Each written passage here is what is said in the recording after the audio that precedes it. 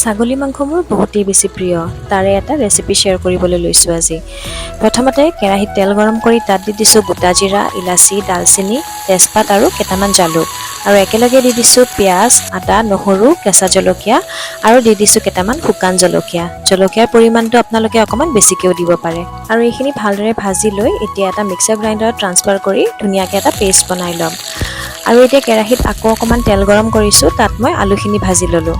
আৰু এতিয়া দি দিছোঁ গোটা জিৰা আৰু শুকান জলকীয়া। এতিয়া আৰু অকণমান পিঁয়াজ দি কেনে ভালদৰে ফ্ৰাই কৰি লৈছোঁ। পিঁয়াজখিনি ৰঙচুৱাকৈ ভাজি লোৱাৰ পিছত এতিয়া মিক্সাৰ গ্ৰাইণ্ডাৰত বনাই থোৱা পেষ্টখিনি ইয়াতে দি দিছোঁ আৰু অকণমান দেৰি ভালদৰে ভাজি লৈছোঁ। আৰু এতিয়া ইয়াত দিছোঁ নিমখ, হালধি, ধনিয়া গুড়ি আৰু Kashmiri red chilli powder. Kashmiri red chilli powder দিলে এটা ধুনীয়া কালাৰ আহে বাবে দিছোঁ, আপোনালোকে স্কিপ কৰিবও পাৰে। মছলাখিনি ভালদৰে ভাজি লৈ এতিয়া ইয়াতে মাংসখিনি দি দিছোঁ। আৰু এতিয়া মাংসখিনি ধুনীয়াকৈ ভাজি ল'ম অকণমান দেৰি। যিহেতু ছাগলী মাংস সিজিবলৈ টাইম লয়, সেইবাবে প্ৰথমতে মাংসখিনি 50% মান সিজাই লোৱাৰ পিছতহে আলুখিনি দিম। আৰু এয়া ঢাকনি কেইবাবাৰো দিয়াৰ পিছত মাংসখিনি অকণমান সিজিছে আৰু এতিয়া মই ইয়াতে আলুখিনি দি দিছোঁ।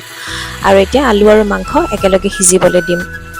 মাংস আৰু আলুখিনি ভালদৰে ভাজি লৈ পেলাই এইখিনিতে আপোনালোকে কুকাৰ এটাত ট্ৰান্সফাৰ কৰিও মাংসখিনি সিজিবলৈ দিব পাৰে।